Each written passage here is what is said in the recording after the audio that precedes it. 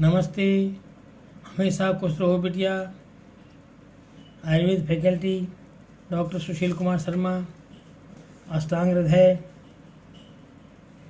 24वां अध्याय तर्पण पुटपाक विधि अध्याय।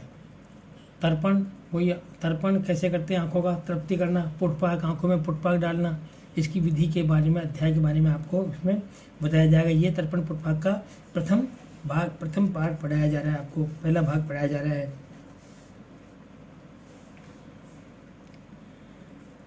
तर्पण कई विषय और देश और काल। तर्पण का विषय कौन सा है, मतलब कहाँ तर्पण करना चाहिए, कौन से देश में है, कौन सा काल होना चाहिए, उसके लिए कैसा काल होना चाहिए, उसके बारे में इसके वर्णन किया गया है कि नयने ताम्यति स्तब्धे शुष्के रोग से अभिघातते वात पित्ता तुरे जिन्हें शीर्ण पक्ष में विलक्षणे, मतलब किन नेत्रों में प्रेरणा चाहिए उसको बताया कि नयने ताम्यति। तर्पण का विषय कौन सा है, आंखों में म्लान होने पर, मतलब आंखें ताम यानी तम अंधेरा, आंखों के देखने की शक्ति अशक्त हो गई हो, आंखों की देखने की शक्ति कम हो गई हो, अशक्त हो गई, तम अंधेरा दिख रहा हो, तम में थी। स्तब्ध आंखें स्तब्ध हो गई हों, शुष्क हो गई हों, रुक्ष हो गई हों, या अभिघातित आंखों में चोट लग गई हो, ऐसी स्थिति में। वात पित्ता तुरे या वात और पित्त से पीड़ित होने पर। जिन्हें यानी आंखें कुटिल हो गई हो आपकी, ठीक है। शीर्ण पक्ष में, और आपकी आंखों के जो पक्ष में यानी ये आंखों के पलके हैं वो गिर रही हों। और विलक्षणे का मतलब है कि साफ नहीं दिख रहा हो, आपको देखने में आंखों में पानी आ रहा हो, देखते आंखों में पानी आ रहा हो, ऐसी स्थिति में आपको तर्पण करना चाहिए। इसके अलावा कृच्छो उन्मीलनम शिरो हर्षम शिरो उत्पात तमो अर्जुनई स्चंद मंथ अन्यतो वात विपर्यम शुक्र कई। इसके अलावा आपको ये रोग मान लो हो कि कठिनाई से आंखें खोलने पर, आंखें कठिनाई से खुल रही हो, आंखें खुल नहीं रही हो, शिराहर्ष में, शिरोत्पात में, आंखों के सामने अंधेरा हो जाए तब, अर्जुन रोग में, आंखों का रोग होता है एक अर्जुन रोग, उस अर्जुन रोग में, अभिषंध में, आदिमंथ में आंखों का रोग, आदिमंथ में, अन्यतोवात में यानी अन्यतोवात हो, वात विपर्य रोग हो गया हो, शुक्र रोग, ये भी आंखों का रोग होता है, शुक्र रोग हो गया हो, इसमें तर्पण को बरतना चाहिए। इसे ऐसी स्थिति में तर्पण यानी आंखों को तृप्त करना चाहिए। आंखों में तृप्त करेंगे, उसकी विधि बताएंगे आपको भी। ऐसी आंखों में आंखों को तृप्त करना चाहिए।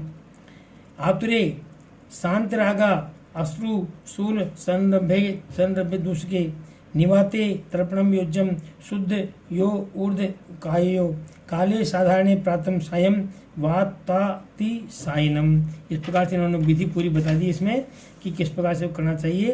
कि तर्पण को समय आँखों में लालिमा, अश्रु, शोथ तथा आँखों में मैल शांत हो जाए तब वमन विरेचन और नस्य से शरीर और सिर को आवश्यक शोधन करके वायुरुद्ध स्थान में रोगी को बिठाकर साधारण ऋतु होनी चाहिए, और प्रातः और सायंकाल रोगी को चित्त लिटा करके और तर्पण देना चाहिए, तृप्त आँखों को तृप्त करना चाहिए। इस प्रकार से इन्होंने ये बता दिया, तर्पण का समय बता दिया क्या करना चाहिए। अब तर्पण की विधि क्या है, तर्पण किस प्रकार से करना चाहिए, विधि के बारे में बताया है कि याव मासमयी पालिम नेत्र कोशाद बही समम द्वय अंगुल्याच दृढ़ कृत्वा यथा स्वम सिद्ध मावपेत। इन्होंने बताया कि उत्तान लेटे हुए रोगी, मतलब चित्त लौटा दिया, उसके बाद में क्या करो, नेत्र कोश के बाहर यव मासमयी, ये यानी जौ और मास यानी उड़द, जौ और उड़द के आटे से समान मतलब ऊंची नीची, जो समान हो, ऊंची नीची न हो, ऐसी उनको पाली बनानी चाहिए, मतलब ऐसी थाला, मतलब इसमें औसत भर सके प्याली, ऐसी प्याली बनानी चाहिए आंखों के ऊपर। यह पाली कैसे होनी चाहिए, 12 अंगुल ऊंचा, ये 2 अंगुल ऊंची और मजबूत बननी चाहिए, दृढ़ यानी मजबूत होनी चाहिए। कृत्वा यथाश्रम ऐसी बनानी चाहिए जिसमें आपको सिद्ध स्नेह यानी कोई औषधि युक्त स्नेह उसमें डाला जा सके। अब कैसे डाला जा सके, आगे लिखा है सर्पी निर्मिलितम नेत्रे तप्तांबु प्रविलायितम नक्त अंध वात तिमिर कृच्छ बोधके आदि की वसाम आपक्ष मग्रताम। इन्होंने बताया कि कैसे करना चाहिए इसको, कि दोष के अनुसार सिद्ध किए हुए घृत को गर्म कर घृत होना चाहिए, उसके दोष के अनुसार सिद्ध किया हुआ घृत होना चाहिए। उसको गर्म कैसे करोगे, उसको गर्म पानी में रख करके उसको पिघला लें घी को, गर्म पानी में डायरेक्ट गर्म नहीं करना घी को, गर्म पानी में रख के घी को पिघला लें, पिघला करके उसको नेत्र के चारों ओर बनी पाली में डाल दें, मतलब अधिक गर्म नहीं होना चाहिए, सुबह तक होना चाहिए। रतौंधी किस किस में, रतौंधी रोग हो जिसमें रात को नहीं दिखता हो, रतौंधी, वातजन्य तिमिर, कठिनाई से आंखें खुलने आदि में वसा के स्थान पर घी को पड़े, वसा को घी के स्थान पर बरतें। मतलब इन रोगों में, औरों में समय घी प्रयोग करें, लेकिन इन रोगों में घी के स्थान पर वसा का प्रयोग करना चाहिए। पाली में घी या वसा को कहाँ तक भरना चाहिए कि आपकी पलकें उसमें डूब जाएं, इतना उसमें घी और वसा भरनी चाहिए। ये इसका विधि बताइए। रोगानुसार औषध धारण का समय क्या है, रोग के अनुसार औषध कितनी धारण करनी चाहिए, उसका धारण मतलब कितने समय तक औषध को आँखों पर तर्पण में रखनी चाहिए, उसका समय बताया इन्होंने कि अथो उन्मेषम सन कैतस्य पूर्वतम मात्रा विगत वेत्रेण वर्तम संधि शिता असिते दृष्टो च क्रमशो व्याधो शतम त्रीणी च पंच च। इन्होंने इस तरह बताइए कि घृत का आवाप करने के पश्चात उपरांत रोगी को धीमे धीमे आँखों को खोलता रहे, मतलब आँखों को धीरे धीरे खोलता रहे ताकि वो औषध उसमें जाती रहे। रोगी की इस प्रकार से करने से वैद्य इसकी मात्रा को गिने। मात्रा का क्या बताया इन्होंने कि वर्त में संधि असित सित रोग बताएं वकादा। इन रोगों में दृष्टो च क्रमशो व्याधो शतम त्रीणी पंच च, मतलब क्रम से कैसे होनी चाहिए। वर्त रोगों में 100 की मात्रा गिनने तक, संधि रोगों में 300 मात्रा तक, शीत रोगों में 500 मात्रा तक, अशीत रोगों में 700 मात्रा तक और दृष्टि में 800 मात्रा तक गिने तक औषध को धारण करना चाहिए। इसके अलावा शतानि सप्त चाष्टो च 10 मंते दशानि ले पित्तम सठ स्वस्थ वृत्ते च बला से पंचम धारिये। और उन्होंने आगे बताया कि दृष्टि रोग में 800, अधिमंत और वात रोग में 1000 गिनने तक और पित्त में 600, स्वस्थ व्यक्ति में भी 600, स्वस्थ मतलब स्वस्थ व्यक्ति की भी 600 मात्रा तक और कफ के रोगियों को 500 मात्रा तक औषध डालना चाहिए। मात्रा के बारे में पहले आपको बताया गया है कि मात्रा किसे कहते हैं। आँखों को खोलना और बंद करना और हथेली को घुटने पर फेरने में जितना समय लगता है उसको मात्रा कहते हैं। इस मात्रा के अनुसार आपको इसको धारण करना चाहिए। आगे बताया है कि अपांग देश में द्वार विधान विधि, मतलब इसको जो औषध आपने भर दी है उसको कैसे निकालेंगे उसकी विधि बताई इन्होंने बाकायदा कि कृत्वा अपांगे तत्वद्वारम स्नेहम पात्रे निगालयेत पिबेत च धूमम निक्षेप व्योमम रूपम च भास्वम। अब आपने आंखों में औषधि तो भर दी, उसको धारण करने का समय बता दिया। अब कितने जब धारण का समय पूरा हो जाए तो क्या करना चाहिए, कर्ता अपांगे यानी उस पाली के नीचे भाग में, उस पाली के निम्न भाग में एक द्वार करो यानी एक छेद करो।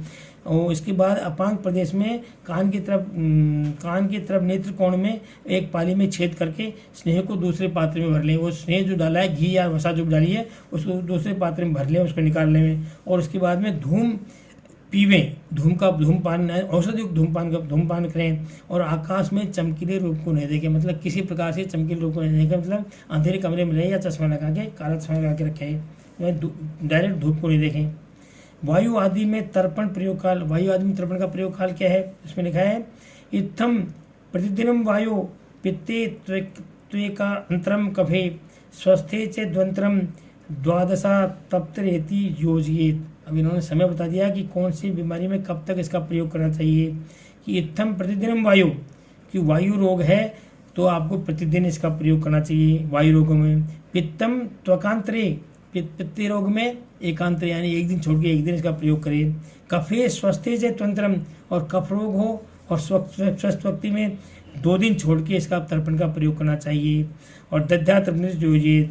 और इस प्रकार से आँखों और इसके अलावा आँखें जब तक आपकी तृप्त नहीं हो जाए तब तक इसका प्रयोग करें। स्वस्थ रोगी में जब तक आपकी आँखें तृप्त नहीं हो तब तक इसका प्रयोग करते रहें। ये प्रयोग करने का आपको समय बता दिया है इसमें। तृप्ति और अतृप्ति के लक्षण क्या है, मतलब आंखें तृप्त हो गई है, तर्पण करने के बाद में उसके लक्षण क्या होंगे और अति तृप्त हुई उसके लक्षण क्या होंगे, उसके बारे में बताया उन्होंने कि प्रकाश क्षमता, स्वास्थ्यम, विशदम, लघुलोचनम, तृप्ते विपर्यो, अतृप्ते, अतितृप्ते, श्लेष्मजा रुज है। मतलब उन्होंने बताया कि प्रकाश क्षमता, अगर आपकी आंखों में तृप्ति हो गई है पूरी तर्पण से, तो प्रकाश क्षमता, आप प्रकाश की तरफ देखोगे तो आपको सहन करने की शक्ति आएगी, मतलब प्रकाश को देख सकोगे, ऐसी स्थिति आ जाएगी। ऐसा नहीं होगा प्रकाश को देखते आंखें बंद हो जाए, प्रकाश को सहन करने की क्षमता आ जाएगी। स्वास्थ्यम, आंखों में स्वस्थता आ जाएगी, आंखें निरोग हो जाएंगी। विशदम, आंखों में निर्मलता आ जाएगी। लघु लोचनम, और आपकी आंखें बिल्कुल हल्की हो जाएगी, लघु यानी हल्की हो जाएगी, कोई भारीपन उसमें नहीं रहेगा। ये किसके हैं? ये हल्कापन, ये तृप्ति के लक्षण है, आंखों की तृप्ति के लक्षण बताए गए। विपर्यो अतृप्ते, और अतृप्त में, अतृप्त अगर आंखें हैं तो विपर्य यानी इसके उल्टे लक्षण हो जाएंगे, मतलब प्रकाश क्षमता नहीं रहेगी, आंखों सूर्य की तरफ आप प्रकाश में देख नहीं पाओगे, अस्वस्थ हो जाएगी। विशद यानी आपकी निर्मलता नहीं रहेगी, आंखों में लघुता नहीं आएगी, गुरुता नहीं भारीपन रहेगा। और आगे लिखा है अतृप्ते श्लेष्मदार हो गए।